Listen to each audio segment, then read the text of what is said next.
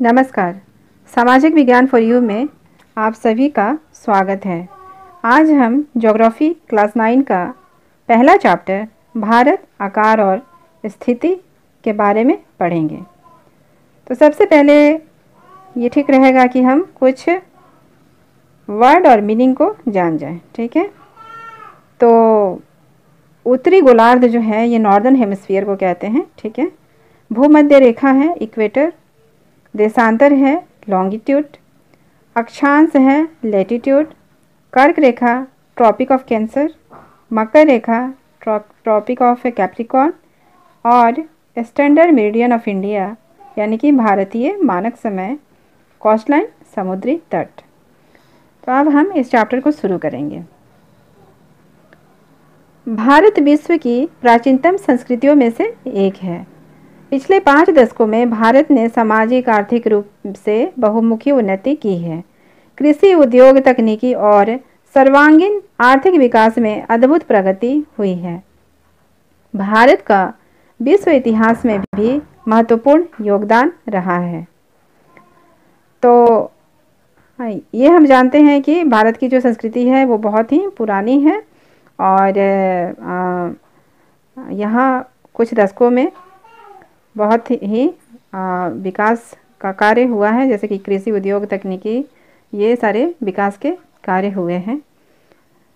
आज के पाठ में हम भारत की स्थिति के बारे में जानेंगे, यानी कि भारत विश्व में कहाँ पे लोकेटेड है और उसकी पोजीशन क्या है। भारत जो है भूमध्य रेखा के ऊपर लोकेटेड है। ये लंबी सी लाइन हो गई जो कि पूरे ग्लोब को दो भागों में बांटती है, ठीक है। तो भूमध्य रेखा के ऊपर यहाँ पे हम लोग इंडिया का पोजीशन हम लोग देख सकते हैं कि इंडिया यहाँ पे लोकेटेड है, यानी कि नॉर्दर्न हेमिस्फीयर में उत्तरी गोलार्ध में लोकेटेड है। इंडिया का जो पोजीशन है वो 8 डिग्री 4 मिनट नॉर्थ है और 37 डिग्री 6 मिनट नॉर्थ के बीच लोकेटेड है। लॉन्गिट्यूड की बात करें तो इंडिया 68 डिग्री 7 मिनट ईस्ट और 97 डिग्री 25 मिनट ईस्ट के बीच लोकेटेड है। यहाँ पे हम लोग देख सकते हैं कि एक फेमस लेटीट्यूड है जिसे हम ट्रॉपिक ऑफ कैंसर कहते हैं, जिसे हिंदी में कर्क रेखा कहते हैं। ये इंडिया के बीचों बीच से पास होती है, इंडिया को 2 भागों में बांटती है। तो ये वाली जो कर्क रेखा है, ये कर्क रेखा इंडिया के बीचों बीच से निकलती है, ठीक है, जो झारखंड होते हुए भी जाती है। इंडिया के साउथ में 2 सीज हैं, यानी कि 2 समुद्र हैं। एक तो बे ऑफ बंगाल हो गया, यानी कि बंगाल की खाड़ी, और दूसरा हो गया अरेबियन सीज, यानी कि अरब सागर। एक तो है बे ऑफ बंगाल यानी कि बंगाल की खाड़ी, और दूसरा है अरेबियन सीज। तो ये हो गया बंगाल की खाड़ी और ये हो गया अरब सागर, ठीक है। और बंगाल की खाड़ी में अंडमान और निकोबार द्वीप स्थित हैं और अरब सागर में लक्षद्वीप स्थित है, और ये दोनों जो है ये भारत का ही पार्ट है, ठीक है।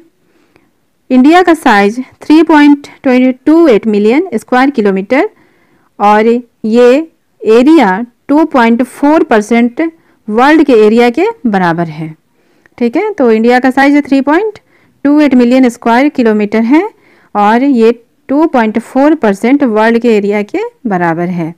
तो ये जो स्थिति है वो इंडिया को 7 लार्जेस्ट कंट्री बना देती है, यानी कि ये 7वां बड़ा देश है विश्व का। बॉर्डर की लेंथ की अगर बात करें तो बॉर्डर का लेंथ 15,200 किलोमीटर है। इंडिया का जो बॉर्डर का लेंथ है वो 15,200 किलोमीटर है। कोस्ट लाइन का लेंथ 7516.6 किलोमीटर है। ठीक है। और इंडिया के नॉर्थ में हम लोग देखते हैं कि ये हिमालय है और साउथ में इंडियन ओशियन है। ठीक है। इंडिया का मेनलैंड जो है वो नॉर्थ टू साउथ तक, तो ये हो जाएगा 3214 किलोमीटर। ठीक है। तो इतना गैप है नॉर्थ और साउथ में। और अगर ईस्ट से वेस्ट की अगर बात करें, जो डिफरेंस हो जाएगा वो हो जाएगा 2933 किलोमीटर। ठीक है। तो यहाँ से लेके यहाँ तक का कितना डिफरेंस है? 2933 किलोमीटर। और इस गैप के कारण जो गुजरात है, गुजरात में और अरुणाचल प्रदेश में, ठीक है, अरुणाचल प्रदेश में 2 घंटे का टाइम डिफरेंस होता है। तो इसलिए सबसे पहले सूरज जो है वो कहाँ पे उगता है? यहाँ पे अरुणाचल प्रदेश में उगता है, और यहाँ से गुजरात तक का जो है वो 2 घंटे का टाइम डिफरेंस रहता है।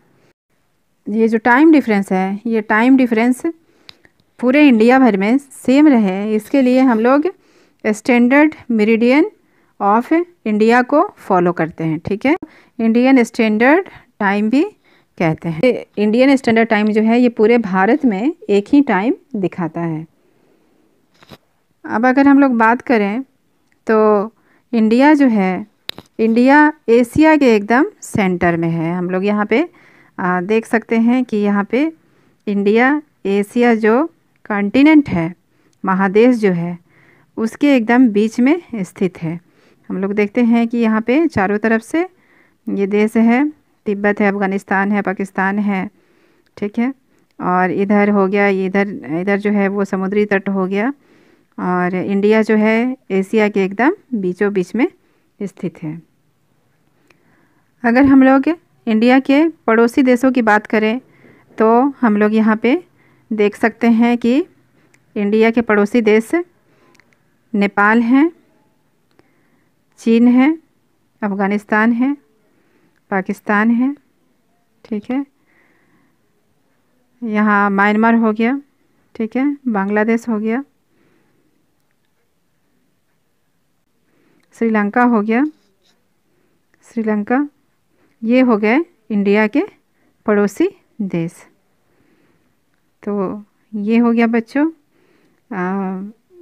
इस भाग में हमें इतना ही पढ़ना है। इसके बाद हम लोग मिलेंगे अगले भाग में।